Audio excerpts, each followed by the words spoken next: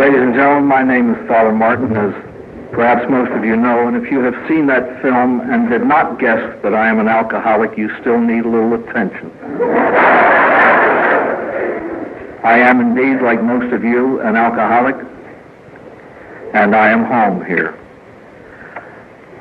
I really like to begin every AA meeting by recalling the slogan that, in my opinion, is the most telling and the most accurate and the most beautiful in all of AA. We're all here because we're not all there. Now, if we keep remembering that, we'll keep coming back.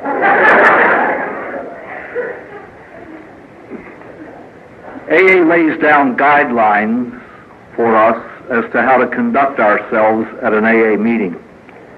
Actually, we learn from each other. We are therefore perhaps as good as our teachers are.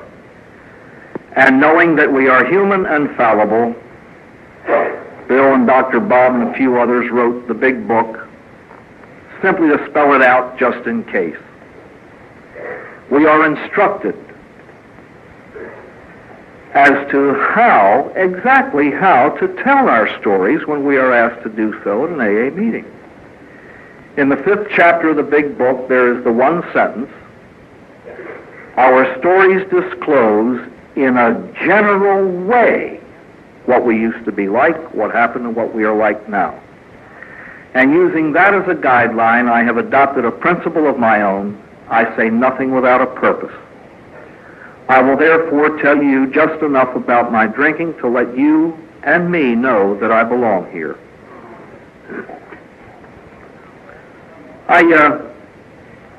So that's all you'll hear about my drinking, by the way. If any of you showed up tonight to hear the lurid details of the drinking priest's past, you may as well go home.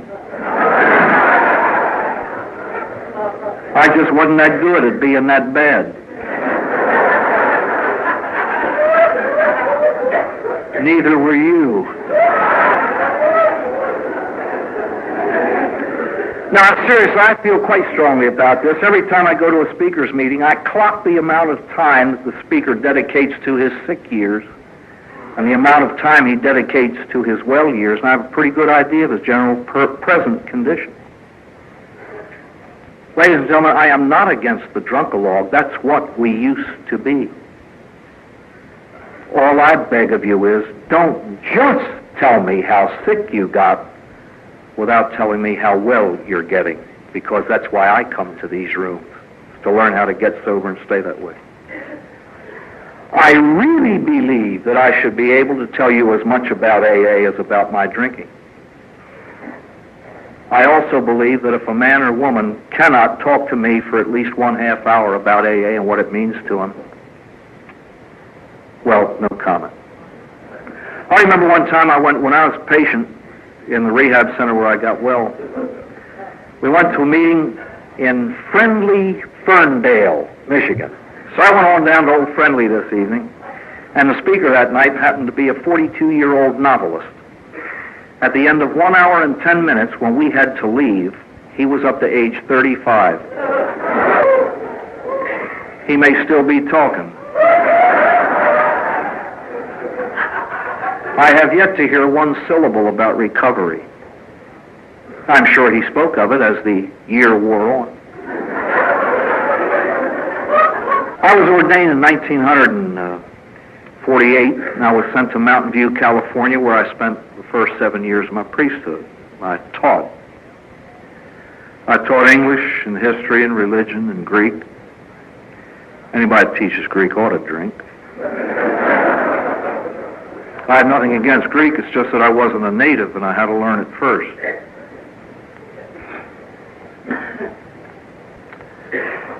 I believe that an alcoholic is somebody whose drinking is different from that of normal people, and that's not a very difficult concept to grasp. Let me show you what I mean. In rooms around the country, AA people gather to hold meetings. Every now and then we talk about the gigantic problems that we faced when drinking. This one is a biggie. how to get rid of empty bottles. That was a very real problem for many people. Little kid look at you and say, throw them out. It's too simple. That's too simple. We have to take each bottle, wrap it in Christmas paper, and stuff it to the bottom of the garbage can so the garbage man won't know we drink as much as we do. I had no problem with empties. In a closet out there, I had 2 suitcases that I used to hold empty bottles with. Why I saved them in suitcases, I don't know. But when they got full, and they would hold between 40 and 50 empty fifth bottles together, I would empty them. Now, we had our own dump down there at the college, and it was way, way back behind a barn. To get to it, you left the building by the side, passed by all the athletic facilities, crossed the stream, by the ball fields, and then to the barn. Behind it was the dump. I was smart. I waited till the kids were in class. Then I set out with my suitcases. You know, it never dawned on me that all they had to do was look out the window. What they would have seen was Mrs. Martin's little boy dressed in a flowing black cassock, carrying 2 suitcases, heading into the hills.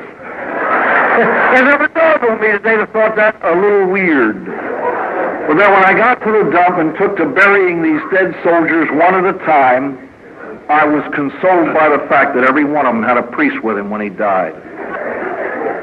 Ladies and gentlemen, that was about the only funny part of my drinking.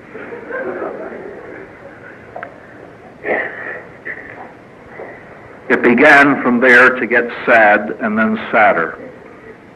I didn't drink very long, drank for 10 years. The last 5 were pretty serious. My drinking, by the way, was not very spectacular. You won't hear anything unusual or bizarre. I never once showed up in a classroom in my shorts. I never once roller skated down the center aisle of any church.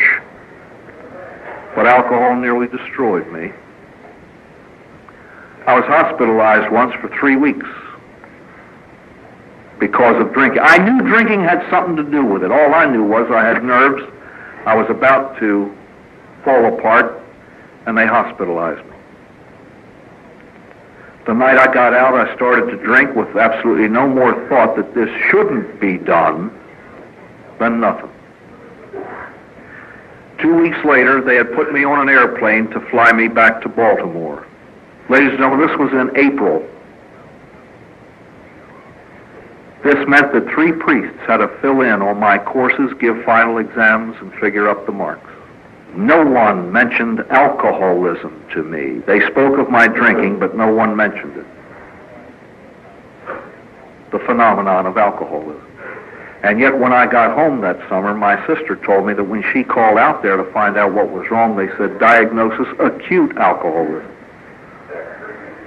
I then was sent to St. Charles College in Baltimore, Maryland, where I spent the 2 most miserable years of my life. I tried to stop drinking and could not. Every alcoholic in this room knows what that is. Ladies and gentlemen, this does not happen to normal drinkers. I've never once been transferred 3,000 miles on account of my abuse of string beans. Alcohol. I was invited out of my favorite sister's home until my self-respect returned. My friends, this does not happen to normal drinkers. I spent 20 minutes on my knees one afternoon in St. Francis of Assisi Church in Baltimore, taking a pledge never to drink again, and a half hour later I had a drink in my hand. This does not happen to normal drinkers. I used to help out in a little parish near the college, and the pastor there called my superior and said, please remove this man. He's causing scandal among the people. There's no need to mention anything else, ladies and gentlemen. You've all been there. The only thing different between my drinking and yours is details. I honestly believe that if any alcoholic tells his story right, every other alcoholic in the world should be able to identify with it. My drinking indicated two things: loss of control and pain. When I drank, I couldn't control it. It controlled me, and problems resulted. Face it, my friends, if we could drink in a controlled way with no trouble, we'd be drinking tonight and would not be sitting here. I had a superior who had no intellectual understanding of alcoholism at all. I remember his coming to see me one day, and with tears in his eyes, he said, "What do you want? Name it. If it is available and will help you to stop drinking, it's yours. Name it." What could I say?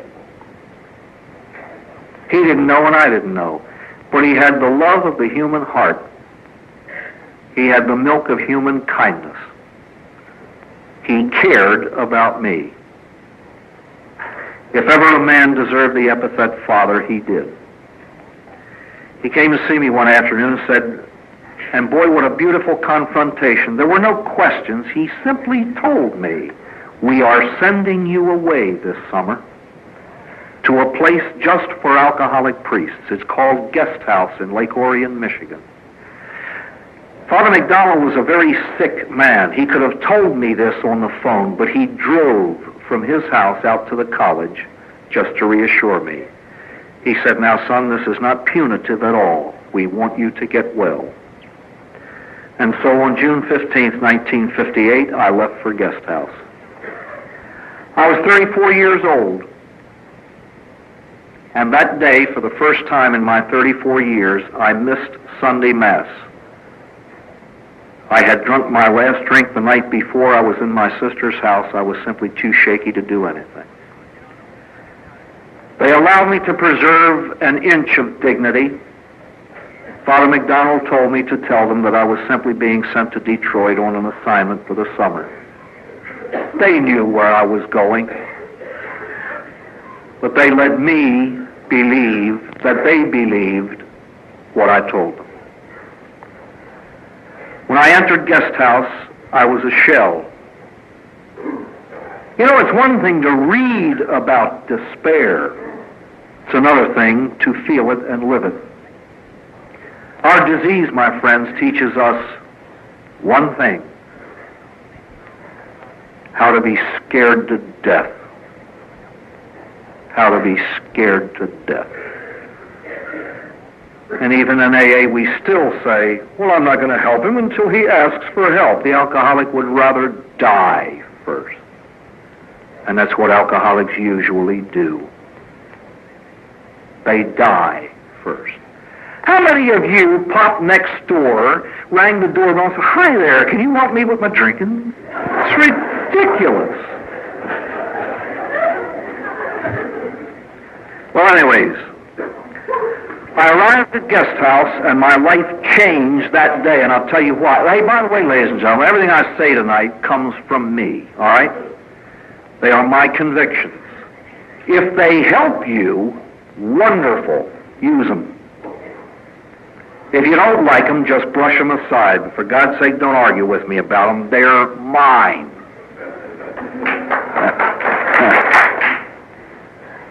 I've had 17 years to mull over these things. So if you can't use them, just brush them aside. But don't come up after and say, "I disagree with you about." I don't care what you disagree with. These are my opinions. I have a right to express them as you do when you're up here. Face it, I got to listen to you too. Number one, the absolute essential nature of the phenomenon of having a sponsor. No one is judge in his own case. My friends, every one of us was an island of loneliness when we drank.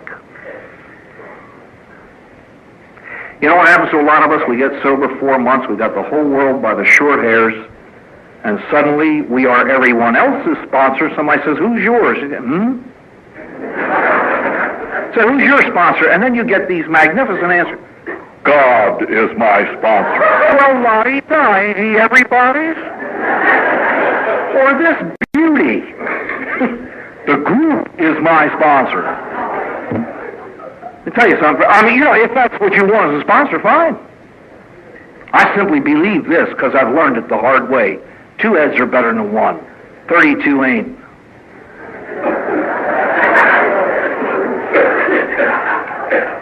Bring an intimate problem to an AA group of 30 people, you're going to get about 7 answers. And guess which one you're going to pick. Now, I think a 2-year-old can figure that one out. And if you want the easy way out, take it. Take it. I'm not criticizing it. I'm just saying it ain't for me. Ladies and gentlemen, I met a man by the name of Austin Ripley. He saved my life.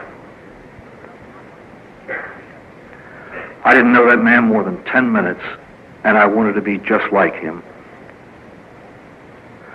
I wanted everything he had.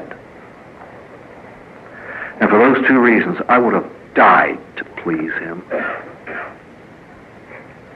Had he told me to sleep on the floor, I would have done it. I'm not joking. I would have done it. You see, I had supreme confidence in that man's judgment because he read me like a book and he had never met me. But he knew exactly what was going on inside of me.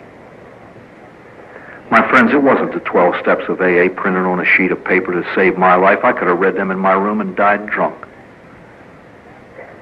It was 12 steps carved in his life that saved mine. It was a man who saved my life.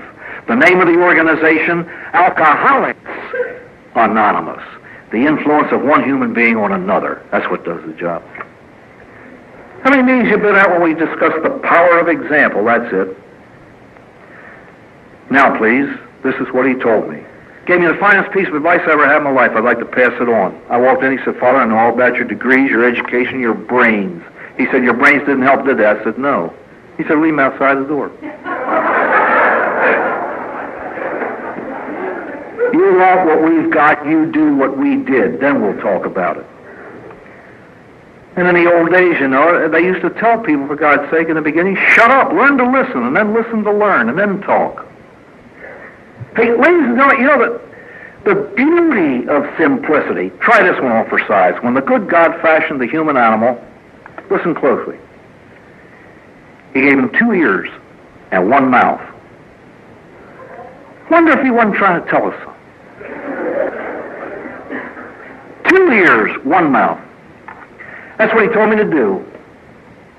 He said, if you want what we've got, then you do what we did. I said, what'd you do? He said, 12 things. I said, oh. The minimal stay at guest house was 3 months. I was there 7. It took me a while. But see, I was there twice as long as most people. And I heard twice as much from Rip's lips than most. And then he told me about the 12 steps, and I'd like to share them with you. Please, for God's sake, don't talk about my interpretation of the 12 steps. I hope to heavens I've never interpreted them. I trust that I have done them or am still doing them. The steps were not written to be interpreted. They're meant to be done. They're written in the past tense. And you don't need brains to get well. You need desire. You're up for open heart surgery. You don't need brains to get through it. You need a surgeon who has brains to get through it. That's what sponsorship is all about, my friends. Find somebody you would like to be like and get with it. I hope to God that I die a hero worshiper. If you don't have a hero, I bleed for you. I really do. Get some ideal, someone you want to be like, and then set out doing it. Because you see, the day I stop being a hero worshiper, you can bury me. I'll be dead. I used to tell this to kids in second year high school. If I can't look up to you, I don't want to look at you. I don't want you down here where I am. The human being is built to look up and to reach up. And that's what recovery is all about. When the good God allows us to get so far down in the pit, ladies and gentlemen, where we have to jump to touch bottom, where the only way you can claw is up, We've got it made. Austin Ripley saved my life, and he told me to do these 12 things. To start with, you want to get well? I said, yeah. He says, admit you're sick. I said, oh. Step 1, give in, or you'll cave in. That's what step 1 says. You want to play the game some more? You've proven to yourself hundreds of times that you are powerless over alcohol. You want to try for another one? I said, no, thank you. I'm ready. But you know what we're like, you and I, when we drink? We're like men and women who climb into a boxing ring every day of our lives and get beat up. We climb in the next day. 16 and a half years later, we're crawling out of bed, black and blue, all muddled up, hands and knees heading for the ring. Guess what's going on up here? Why, this is a brilliant question from a searching soul. Well, how can I not get beat up today? And we're climbing in the ring. And AA leans over our shoulder and says, don't get in the ring. Sure, we climb in. It may have been Hannibal said it to the elephants before he slid them over the Alps. He said, gentlemen, if you don't take a drink, you can't get drunk. That's what AA tells us. Simple, isn't it? But you see, we're compelled to climb in the ring and try again and again. Ladies and gentlemen, let me tell you something, what I believe about it, about step 1. It's not just something I take and then go on. Step 1 is a realization of my condition. And I've got to deepen that every day of my life, because this is a gut-level feeling in me. The depth and the seriousness with which you work the rest of this program depends directly on the depth and the seriousness with which you accept the fact you're an alcoholic. I don't know about you, I don't know you. I know me. I am an alcoholic. I cannot drink alcohol, therefore I do not drink alcohol. It's that simple. Now, please, in order to maintain that, I became willing to do everything that was necessary to maintain that. He ushered me the following night into a room full of about 25 people. They admitted they were powerless over alcohol, but this one was sober 15 years, this one was sober 12, and my last drink was 2 days before. I said, how'd you do it? The power to not drink isn't in you? They said, no. I said, where'd you get it? They said, outside of us. I said, oh, if it ain't in, it's out. That's easy, isn't it? If it's not in me, I've got to reach outside of me to something bigger than me. I'm dead serious about this because the rest of your life depends on it. This whole business of the higher power. I've heard it said in AA, well, if you don't have a God, try the coffee cup. Try the doorknob. They tell me here in Texas it's a fence post. Ladies and gentlemen, let me tell you something. I think, personally, that no coffee cup on earth ever got an alcoholic sober. Did you ever know of an alcoholic knelt down at night and prayed to your coffee cup, please keep me sober? And if it's a styrofoam one, be careful. Somebody's liable to throw it out, and you have to say, here goes the sponsor. I don't know the organization you belong to, but this is the one I belong to. Alcoholics Anonymous. Not Coffee Cups Anonymous. Alcoholics. Let me tell you something bluntly, ladies and gentlemen. If coffee cups could get us sober, we wouldn't need each other. Alcoholics get alcoholics sober. Now, the only power that I suggest to people who don't have a God, hey, I'm not up here as a Catholic priest shoving Catholic God down your throat at all.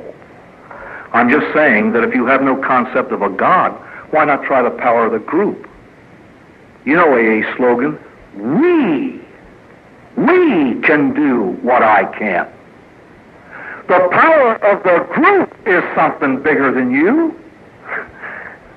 When all the intellectualizing is done, you've got to come to this. If you don't believe, make believe. You've got to start somewhere. If you don't believe, make believe. I know a lot of people who did that. They trusted the sponsor to such a degree, he said, look, just say these words. I don't care if you mean them. I don't care if you feel them. Do them. We say action is the magic word, and most of us confuse activity with action. We spin wheels going nowhere and think we're acting. Action is in the human heart. Do. If you have no higher power, try mine. He's worked for me for over 17 years. Something works. You've got to come to believe something if you see sober people. I don't care what it is you believe, just make it something bigger than you and grab it. If you still have trouble with a higher power, try mirror therapy. Buy a cheap 10-cent mirror and look at it. It should take you about 4 seconds. And if in that time you cannot come to the conclusion that somewhere, someplace, there's got to be something bigger than what you're looking at, you are sick.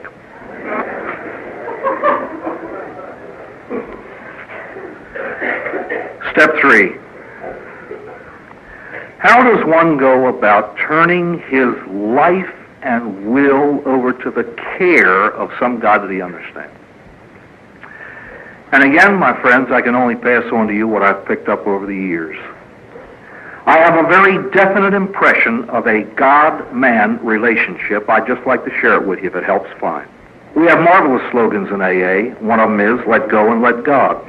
That's wonderful if you understand what it means.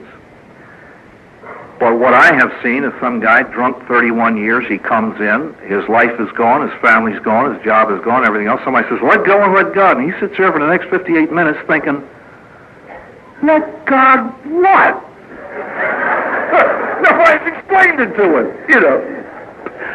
I'll tell you exactly the way it would have sounded to me with my background. You got a drinking problem, Father? Yeah. Can't stop by yourself? No. Let go and let God. I would have done just that. I would have quit. I would have let go. And I said, all right, God, get it done. Make me sober. But see, I have come to learn that in the God-man relationship, he has a role and I have a role. He doesn't take my part, I don't take his. Somebody once said, pray as if it all depended on God, but act as if it depended on you. Sure, faith moves mountains. Just bring a shovel in case. Now, have you ever heard this in AA? Here's a guy, no, don't do that. Here's a guy in AA, comes into a meeting some night, he says, good heavens, drinking is not my problem. I got 14 years sobriety. Holy smoke, is my life becoming unmanageable? And then this quote, I've got to get out of the driver's seat and let God take over. Don't do that, you'll have a wreck. Ladies and gentlemen, God doesn't come down and take over a steering wheel. What do? Get in the back seat? Sit on the hood? What I've come to learn is God Almighty supplies maps. We do the driving. We do the driving. I'm the one who makes choices in my life. But I should make them according to the guidelines God gives us. You know what we do with maps, don't we? Open the glove compartment, put them in, shut it, and then go down the road, you know. And then we wonder why what do you do? You pull over to the side, open the glove compartment. This is a story I've used for years. It makes sense to me. There's a little kid living on a farm. Nobody knew this, but he's afraid of the dark. Deathly afraid of the dark. The mailbox is about 400 yards from the house, and one night somebody forgot to bring the evening paper up. His mother said, Georgie, go get the paper. He starts crying. She said, what's wrong with you? He said, I'm afraid of the dark. She sat him down, put her arms around him. She said, honey, I didn't know that. But she said, you know, there's nothing to be afraid of out there, because the only thing we're afraid of is the unknown. But see, God's everywhere. God's out there. There's nothing to be afraid of. Kid went up like a Christmas tree, ran to the door, opened it, stuck his arm out, and asked God to hand him the newspaper. Ladies and gentlemen, God doesn't do that. I gave you legs. Walk. That's the way we get newspapers. And my friends, that's the way we get sober. He says, I gave you steps. Use them. God supplies two things, the power to not drink, and then the means to exercise that power, the steps. Step 1, I can't handle it. Step 2, God can. Step 3, I believe I'll let him, so we join up. You notice how we're growing up now? Step 2 says, power greater than ourselves. Step 3 says, God as we understood him. Now watch as the steps go on. Bill Wilson and Dr. Bob Smith found out that half measures availed them nothing. Nothing. You know what nothing is, don't you? It's a bunghole without a barrel around it. That's nothing. And that's what we got when we did it our way. We wound up drinking. I want to do everything except quit drinking. So I moved myself, I changed the brand, I changed the kind, I do everything except stop drinking. Half measures avail us nothing. Ladies and gentlemen, the easiest thing on God's earth is to get sober. When you've drunk all you can hold and you can't drink anymore, you get sober. The problem is to stay that way. Now please, Bill Wilson found out that the essence of recovery is a spiritual thing rather than physical, and that there are no holds barred.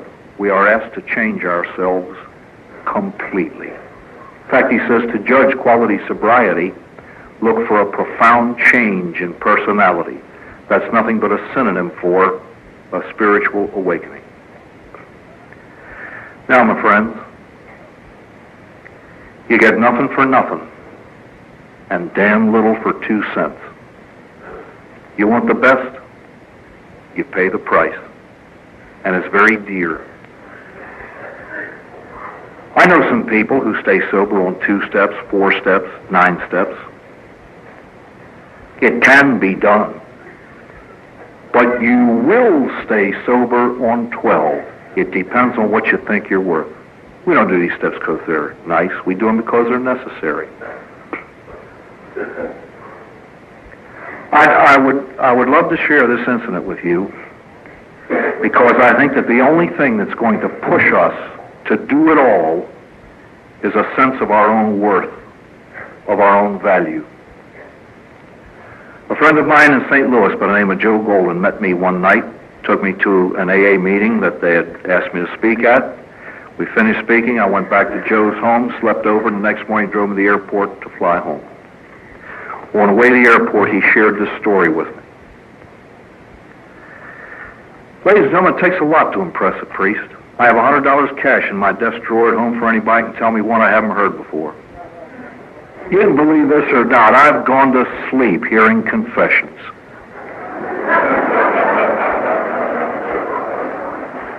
You are just not that good at being that bad. But this impressed me.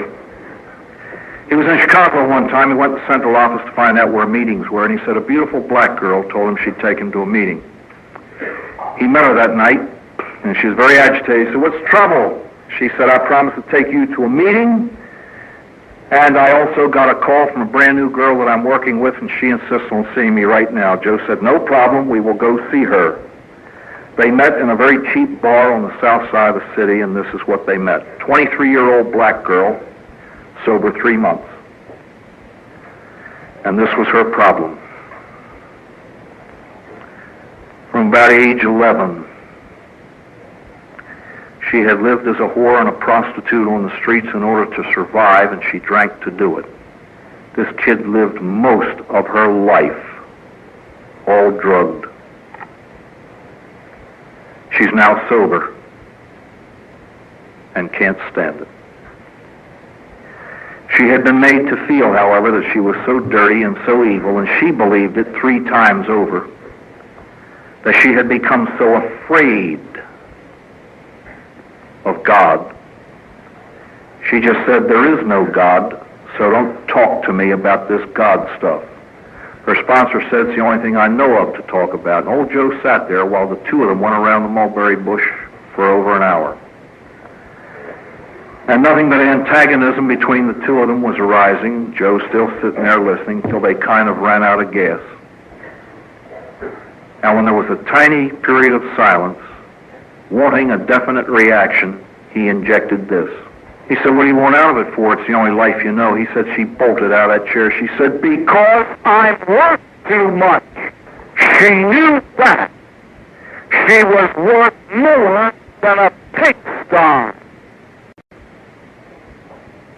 I don't know what you're worth, but I know what I'm worth. I'm worth the best, and I'm going to have it. And if you don't have it, I'm going to walk right around you to somebody that does. My friend's life is too short. I've seen some people sell themselves short. I know some sober slobs. I wouldn't give you a dime for their sobriety. I know that's judgmental. But my friends, we make judgments. I want Austin Ripley's sobriety. And as close as I can come to it, I'm going to claw my way there. What are you worth? Are you worth the price of these steps? Or do you just talk about them? My God, ladies and gentlemen, an atheist can give a talk on faith. All he's got to do is read a book. I know some verbal experts in AA. But anybody can talk the talk. It's can you walk the walk? Rip used to say it so bluntly and 1,000 times over, and we've all used the expression, put the money where the mouth is and I'll listen to you. Bluntly, your words don't mean much, and mine shouldn't.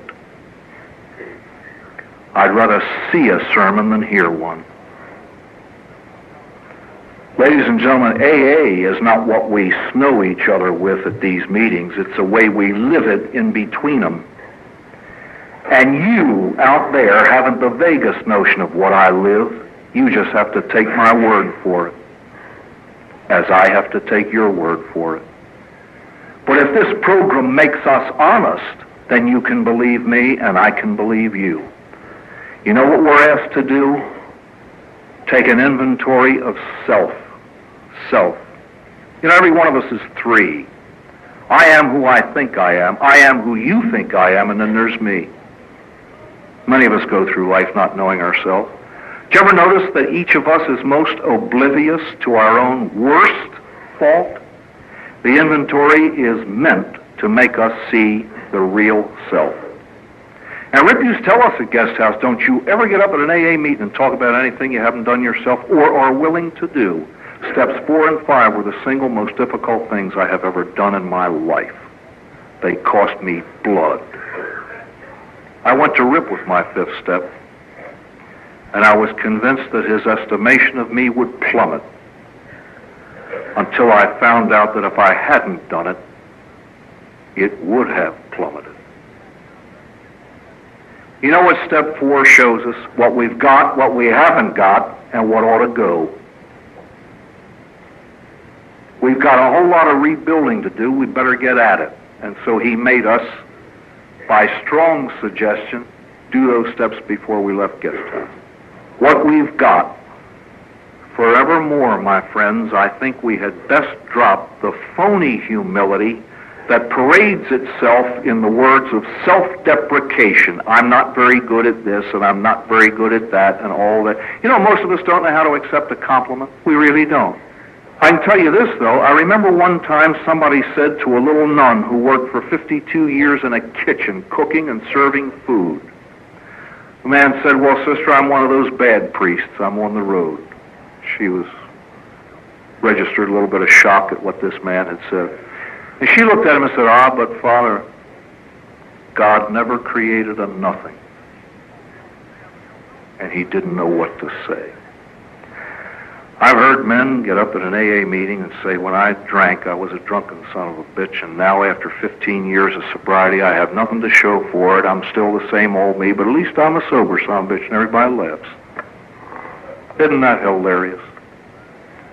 Next time you hear that, just go up to him after the meeting and say, you know, I've noticed your lack of progress. You know what that says to me?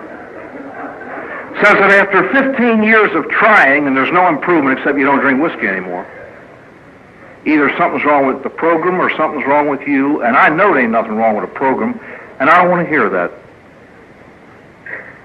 Now, I mean, you know, if you do, I'm not creaming the guy at all. That's him. But it's not the type of sobriety I want. Ladies and gentlemen, to deny the talents that God Almighty gave you is a lie. It is dishonest. I firmly believe this. Every alcoholic in this room and in the world is capable of saving another drunk that no one else will be able to touch. My friends, whether I will it or not, I'm known around the world for that film. It has touched lives. I accept that, and I thank God for it. But you know that there are some drunks I'll never be able to get near. There's an old guy back in Baltimore, came into AA on the public inebriate program. That man never enjoyed more than 6 consecutive days of sobriety in his entire adult life. They gave him a home where he could die in dignity, and old Hambone, that's his name. I don't even know the man's last name. Hambone got well. He will save lives that I'll never get near. You better find out what your talent is, because you're going to be asked to use it someday to save a life. And if you don't know what it is, you're liable not to be able to use it. I would suggest a strong inventory step to find out just who you are and what you've got. And forevermore, let's stop knocking ourselves when we don't mean it. That is dishonest. Next time somebody gives a good talk, you go up to him and you say, "Geez, Harry, that was a beautiful talk. It did a whole lot for me." And he says something like, "Oh, it wasn't very good." Next time you hear us say, "You know, on second thought, it wasn't." And see how honest it is. Hey, you know what? I have a lot of fun staying up here saying these things. I don't have guts enough to do them, but I like to talk about it. Step 5, we admitted to God, that's easy. He knows anyway. To ourselves, that's tough. To another human being, that's impossible. You know, Rip used to tell us over and over and over again, fathers, you will never know the value of step 5 until you have done it. You know, we're not asked to do this thing because it's reasonable. We're asked to do it because it ought to be done. We're asked to take things now on the faith of other human beings on whom we have long since given up. We are asked to rejoin the human race and have trust in other people. They say you have to do this if you want contented, happy, effective, peaceful, serene sobriety. So you do it because you're told to do it. And after a while, you kind of enjoy doing things on the words of others. What has to go? You know, well, before we get into that, there's tremendous therapy in the realization that one other human being knows the real me. One other human being. Ladies and gentlemen, if you really knew me, you wouldn't talk to me. I wouldn't want more than one person to know the entire real me. Who of you would want any 24-hour segment of your life shown to the rest of us on a screen up here? Good God, I wouldn't want you to see my best day. And you know what we're asked to do in AA? Bear it all that constitutes mine. I could have kissed him. AA is tough, friends. And I always suspect the talker whose talk remains the same forevermore. Jimmy, have you ever run into the slogan quoter? God, they're beautiful. No matter what you come up with, there's a slogan. Guy tears into an AA meeting. He said, "Good, geez," he said, "my wife just blew her head off an hour and a half ago. My 14 kids were picked up on drug charges, and my grandmother died in childbirth." And some jerk looks at him and says, "Easy does it."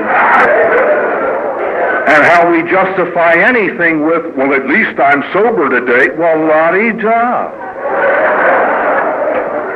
Next time you hear that one, say, "Geez, I forgot to bring my Congressional Medals of Honor to pin on." Yeah. Ladies and gentlemen, nobody gets medals for doing what he's supposed to do. In AA, we've been given the opportunity to stay sober.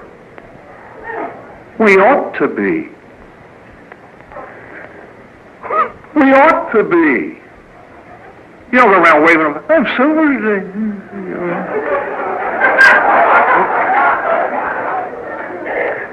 To me, the most difficult part of AA is 6 and 7. Because it demands discipline. Let me tell you something that I've learned in a few years in AA.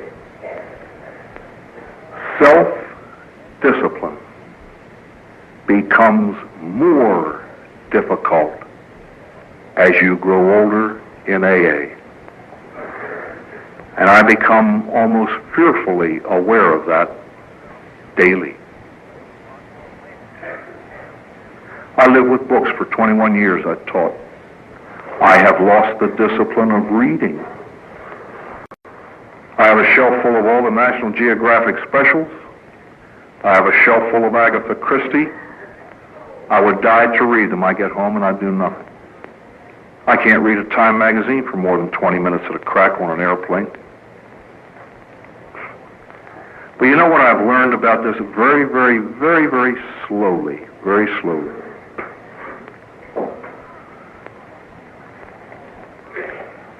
You ever been in an AA meeting and it's a discussion meeting? Now, I don't know what you're like at AA meetings, but this is me. The chairman comes in and he says, all right, tonight let's talk about step 10, the continuing inventory. Everybody says, okay.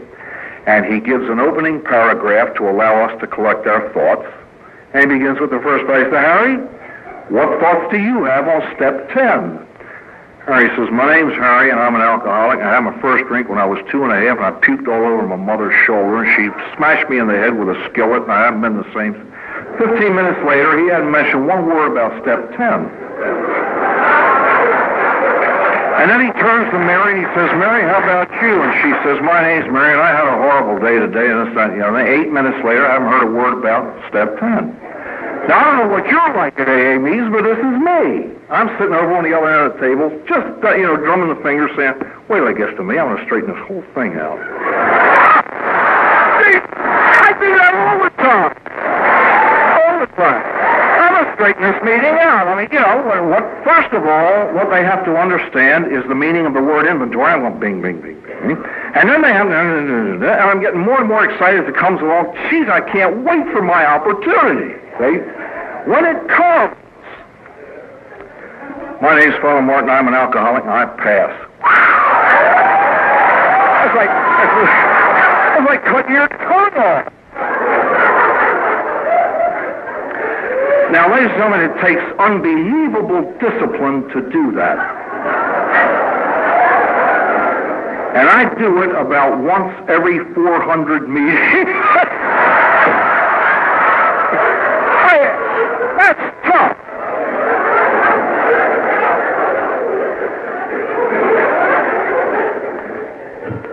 Seriously, though, I have done that, and only I know the nights that I do it. But I can tell you this, if you want a little motivation. I have received more therapy from saying 2 words, I pass, than from straightening out a whole lot of meetings. Just try it sometime. I mean, wait for the opportunity when this is the one meeting in 1976 that I have got to put my stamp on. Just say, I pass. Cut your tongue off and see what you get from it. You get a bloody mouth.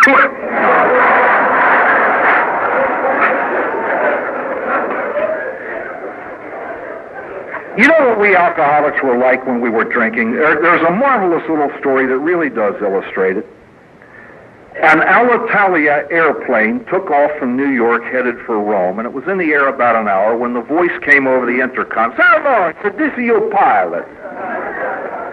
Is in a few minutes the pretty stewardess, she's going to come and serve you lunch, and we hope you enjoy, but before lunch, I got 2 announcements to make. One's the good news, one's the bad news. I tell you what I do, I give you the bad news first. Announcement number 1, this is we lost. I ain't got no idea what we could be. Hold on for the good news. Announcement number 2 is that we're making a damn good time. Now, that is a perfect picture of the alcoholic when he drinks. We haven't the faintest notion where we're going, but we're getting there quick. Now, please, watch the therapy of growing up. AA is nothing but 12 psychological principles to grow up by. We now prepare and then execute. We prepare and then execute. You notice steps coming in pairs? Do you notice the beautiful logic of them? You admit you're sick, and then you try to get well. You make a decision to turn your life, and then you do it. You take an inventory, and then you bear it. You become ready to have God remove your defects of, and if you're like me, your defects have character, and then you ask Him to do it. All right. I learned something from my alcohol. You know, AA tries to teach us that simple little things like, if it works for this, it might work for that. Guess how I got rid of my alcoholism problem, my drinking problem? I turned to an outside power above me for help. I couldn't do it myself. I needed help, and I got it. Same way with defects of character. I've been working with them all my life. I haven't gotten too far with them. I reach out for help, and I'll get it. But you know what he's going to do? He's going to give me the help exactly the way he gave me the help for the alcoholism. He's going to give me the power to get rid of the defects, and then the opportunities to exercise the power. But I always pray as if he's just going to do it, as if he's going to drive my car. Dear Lord, please make... I think one of the failings of all of human nature is impatience. And I'm positive that we've all prayed for patience. Dear Lord, please make me patient. And I think we expect him just to do it. And he doesn't work that way. He gives us the power to be patient and the opportunity to exercise the power. Case in point. Guy shows up at 8:25 for an 8:30 meeting. Holy smoke, what a day. Worst day of my life. I had a flat going to work. I got bawled out by the boss for something or other. I had a fight with a secretary. I was late coming home, so she burned dinner, blamed me.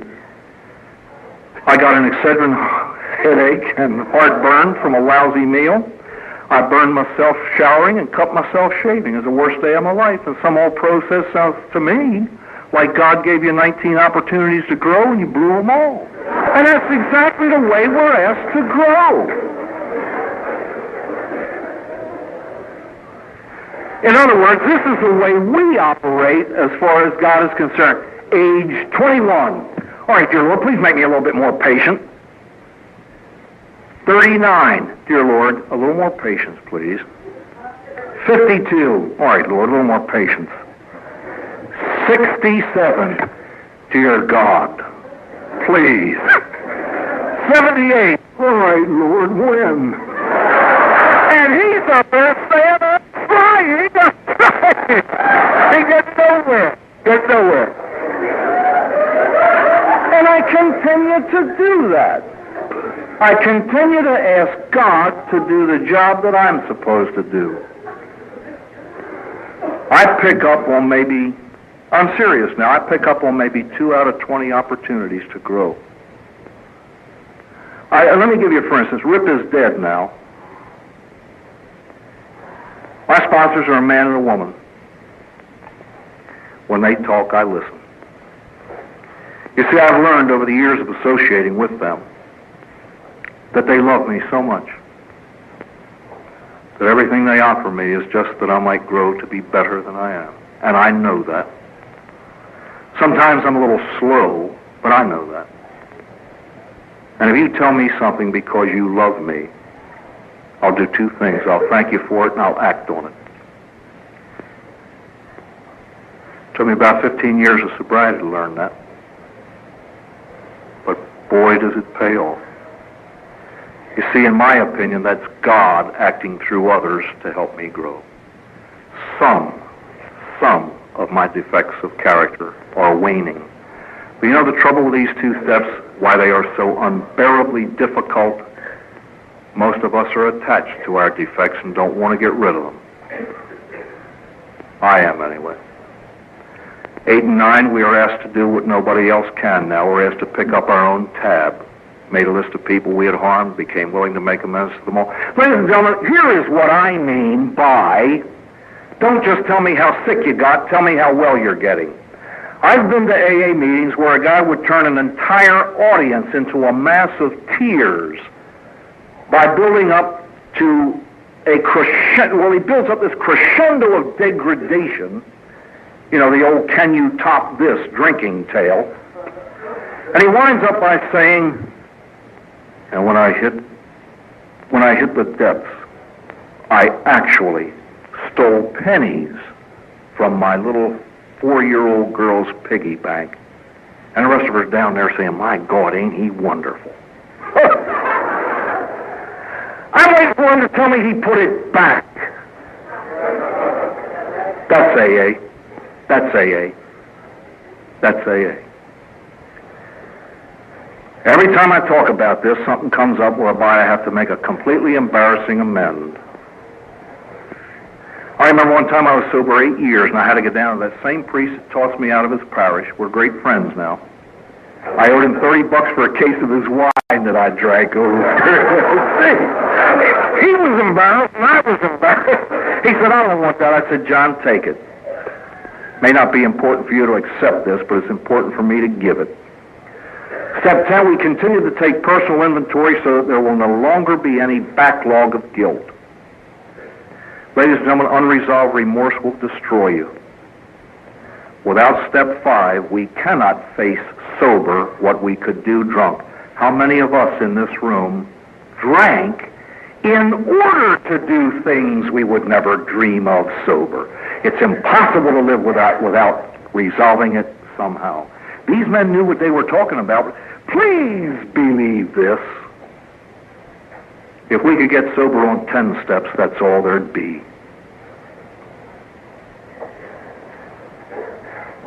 Unresolved remorse will destroy you.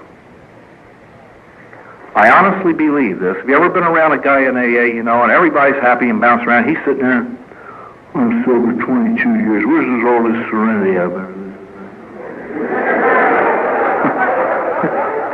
You find out he's holding all of his misery inside, and AA's telling him to get rid of it. He says, I love it too much. Step 11, prayer. Ladies and gentlemen, I used to spend a lot of time on this thing about prayer, trying to put a philosophical basis under it just to show that it's a reasonable human thing to do. I quit. You know why we ought to pray? It's fitting. It's fitting to have a relationship with the one who made us sober. I don't know how else that can be explained. I just don't know. But you know what we do in AA? Every one of us, we get sober about 4.5 days, and we're all spiritual experts. Well, now, when I was drunk, I used to bargain with God. Get me over this, I won't drink again. Ha, ha, ha, and everybody laughs with us. But now, I talk to my buddy. Oh. Ladies and gentlemen, we don't talk to him, we talk at him, we talk him to death. Did you ever wonder what a Sunday morning is like up in heaven?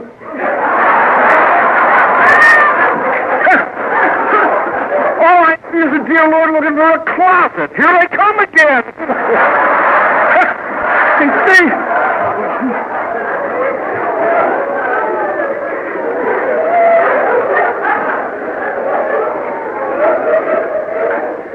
I think a great indication of ignorance is constant diarrhea of the mouth. The things that we talk about most, we know the least about. Don't knock those prayers you said when you were drunk. He answered them. You're here. I would take one single prayer from the guts of a suffering drunk to all the verbiage that we cream him with now. You know, ladies and gentlemen, we spend a lot of time philosophizing about prayer, and all the while we're talking about it, ain't nobody praying. For 2 years of my life, I was so scared of God. I was afraid to go near the altar except on Sundays. Well, for that phenomenon for a period of about 4 months. I was saying Mass only on Sundays because I was too terrified during the week. The only thing that bound me to heaven was what some morons call the prayer of the moron. We Catholics have a thing called the Rosary, 50 Hail Marys. It was the only chain that bound me to heaven for 2 years because that's all I was capable of. Don't knock the little prayers you memorized as a child. Hopefully you'll be saying them on your deathbed. You know, the organization of priests that I used to belong to were founded in France. A lot of the old French fathers came over. One man, even before he was ordained over here, and he lived to be in his 80s. He never again spoke French, except when a French-speaking person wanted to go to confession. And yet when it came time for him to die, and he was in a coma, you could hear him just murmuring the little prayers that he learned from his mother when he was a baby. Please believe this, friends.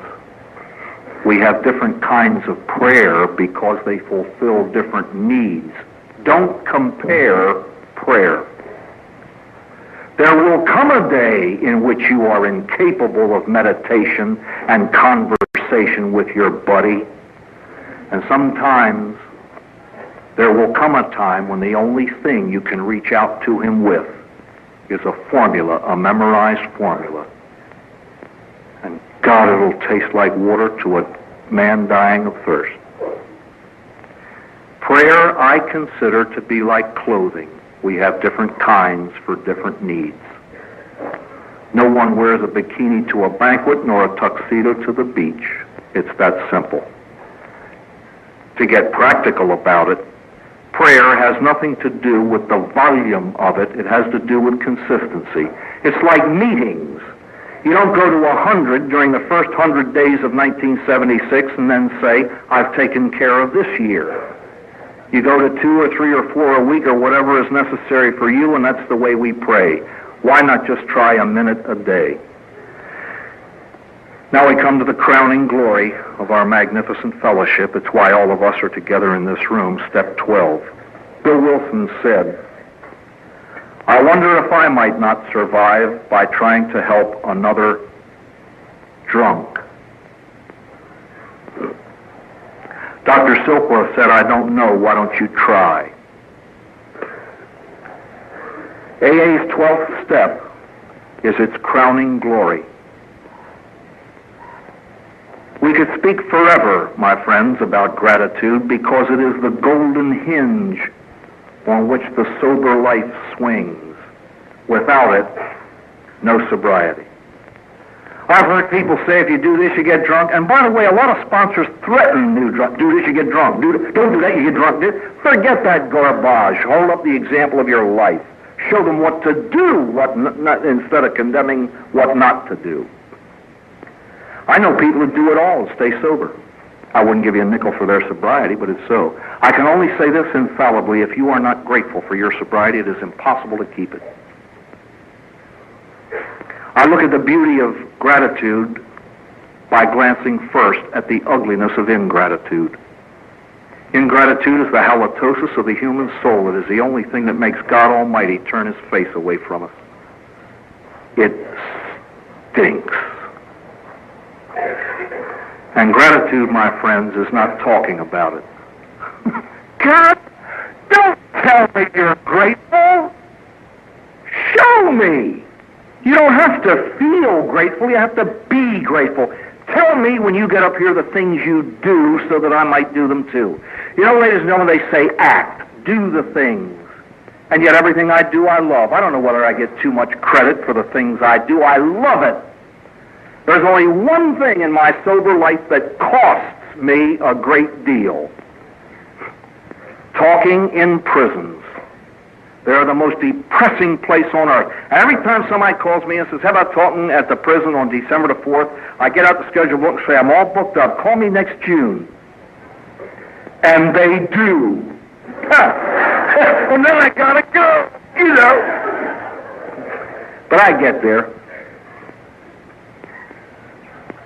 And the other thing, oddly enough, you know, ladies and gentlemen, I live on airplanes. I go all over the place. I lecture professionally. That's the way I make my living. And one of the beauties that does cost me a little bit is a positive answer to the question, Father, would you like to see our facility? Everything in me says, no, I don't want to see your facility. You know, you go around on the tours and like, this is a conference room. You say, Here is a bathroom. Telephone. But then I know that they want me to see it, and so I do, and then I get great enjoyment from it. There are very few things that cost me. You know what step 12 is, my friends? Gratitude in action. Gratitude, according to Austin Ripley, is the golden tray on which I offer to others what God has given me. And so, having had a spiritual awakening as the result of these steps, we tried to carry the message to alcoholics and to practice these principles in all our affairs. Now, I don't know the big book that you read. I don't know the cards on which the steps are printed that you read. But the one that I have does not say. We tried to carry the message to alcoholics who picked up the telephone, called the central office, and asked us to. You know how AA began? Dr. Bob Smith did not call Bill Wilson. Bill called him, and he was drunk. I know AAs who say, I'll help you get well if you show me you already are. I know AAs who try to use reason with an irrational, drugged mind. Here's some poor old alcoholic screaming for help, all drunked up at 2 a.m. Call me when you're sober. Boom! What would you think of a doctor who answered the phone in the middle of the night and the guy said, Doctor, I think I'm having a heart attack. My left arm's nearly killing me. My chest seems to be ready to explode. It hurts me so bad I can hardly breathe. I can hardly talk. What would you think of the doctor if he said, call me when the symptoms disappear? Ladies and gentlemen, I realize step 12 is a judgmental thing. I realize you don't let the same drunk plague you night after night and he doesn't respond. Sometimes the seemingly cruel may be the kindest thing that you must do, but I hope that forevermore the horrible language, you've got to be cruel to be kind, will forever disappear from our lips. How can we be cruel to sick people? God in heaven. How we play God with the sick alcoholic. That son of a bitch doesn't want to get sober. Isn't that beautiful language from those of us who scream that we have a disease and we wish the world understood us? Isn't that beautiful? Somebody once asked Austin Ripley, how far do you go with a drunk? And his answer was, as far as you can. And then one step more. I have seen him live that and save lives that everybody else gave up on. Ladies and gentlemen, how many of you have ever been to meetings? It's about every fifth speaker. I'm here tonight, he says, ladies and gentlemen, because my sponsor was the only one who didn't give up. I don't do 12-step work, ladies and gentlemen, calling on drunks. Thank God I live on airplanes. I find it easy to talk about. Most of you are out there on the vomit line where it is. But God fits the back for the burden, and he doesn't ask of us jobs that we're incapable of. I'm not good at it. It scares me to death. So glibly do we play with the sickest of the sick. Friends, do you know what gets people sober? The example of your own sobriety. You can talk forever. It was Rip's life, not his words, that got me well. Bill Wilson was the man who dreamed the impossible dream. He fought the unbeatable foe. He bore with unbearable sorrow and ran where the brave dared not go. But he knew if he'd only be true to his glorious quest, that his heart would lie peaceful and calm when laid to his rest. And the world has been better for this. One man, scorned and covered with scars, still strove with his last ounce of courage. He reached the unreachable star, and he held within the arms of his heart this blinding, brilliant jewel that we call sobriety. The elusive holy grail that men and women had searched for from the beginning of the discovery of the grape, and this man found it. But you see, he went through the lonely path all alone of shredding himself and then rebuilding himself. And when he got to the top of the mountain, his humanity had been completely restored to him. And he stood there a complete man. And man, my friends, is a creature composed in the image of God. And when he reached that point, he acted like God. Goodness, which is God, tends to diffuse itself. And that's just what he did with sobriety. He gave it to you and me, and that's why this room is filled tonight. Because he gave it. He laid down no conditions. He went after the drinking drunk and brought him in. And we dare to lay down conditions. I saw a movie, Patton, 5 times. As you know, for the first time in a movie, the word bastard was used. It was the opening speech that Patton gave to his troops the night before the invasion of Europe. He was a master of dramatics. And he went into his troops and he began this way. He told them to be seated, and then he said, no bastard ever won a war by dying for his country. You win wars by making some other poor dumb bastard die for his. Then he gave a talk on war and bloodshed and killing. It was a brilliant thing. Somewhere in those words there was something wrangling around in my head that they could be applied to us alcoholics. After the 3rd time seeing that movie, I was reading the breviary one night, and this one line from a psalm struck me. See if it rings a bell in your head. My neighbors stand afar off because of my affliction. My neighbors stand afar off because of my affliction. And then it dawned on me, our affliction, our alcoholism, renders us the bastardized children of humanity. We are the illegitimate children of the human race, and we are pushed afar off from them. And the next time I heard Patton speak, this is what I heard.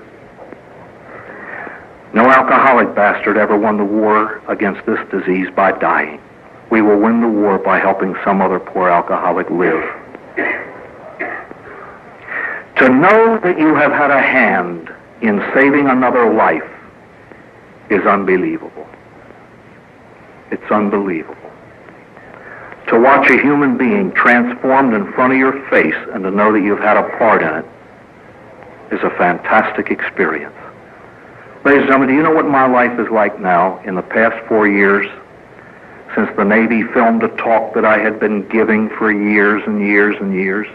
It's a black lady in Braintree, Massachusetts, in the auditorium of a junior high school, who, as I passed, stood up and said, my name is Edna. Thank you for saving my life. It's a 22-year-old sailor in Norfolk, Virginia, who, after an AA meeting one night, shook my hand and said, I just had to touch you. He put his arms around me and said, I think I'm going to cry. So, of course, I did. It's New Orleans last year. After a Sunday morning talk, a strikingly handsome man walked up to me. People were saying hello after the meeting. If they had told me he was one of the senators from the state, I would have believed it. Snow white hair, tall, handsome, beautifully dressed.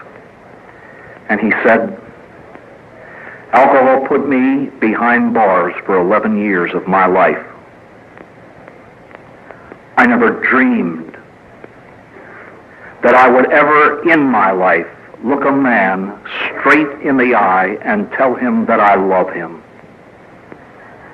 But I love you. It's a million things, ladies and gentlemen, what my life is like now. It's coming to Galveston and meeting and falling in love with 500 new friends. By opening your hearts to me, you've captured mine. And it is yours. Our sobriety came through the pain of our drinking years.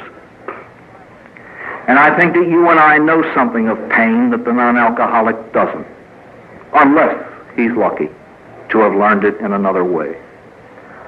And that is that God gives his goodness through pain as well as through pleasure.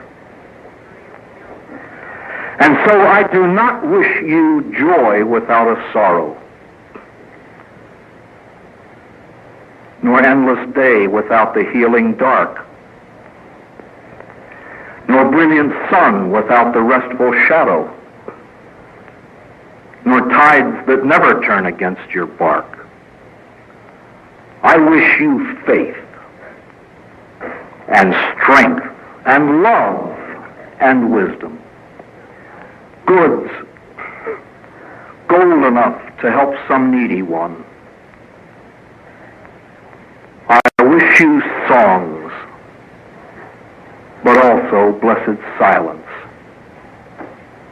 and God's sweet peace when every day is done. I'm positive that there is great wealth in this room, brought about through sobriety. But I can say this infallibly. I am the richest man here because God, in His goodness through AA, has given me, all of you, the price that I pay is a pretty serious one for me. I've come now to the end, and I have to go. I leave tomorrow morning to go back home, Sunday to Atlanta, the following week to Nebraska, following week to Colorado Springs. Most difficult thing on the face of the earth is to meet people and love them and have to go. I hate goodbye. So I do what the Latins do. They don't say goodbye. They commend you to God. Adieu, adios, addio. And always they look forward to meeting again. Auf Wiedersehen. Au revoir. In Italy, unto the seeing again, arrivederci, except in Rome. Rome is the hub of the world. There's nowhere on earth where there is such pride of origin. The world twirls around Rome. They never say till we meet again, they say till we meet again here. Arrivederci. I commend you to God. Addio. Till hopefully someday we meet again here. Arrivederci.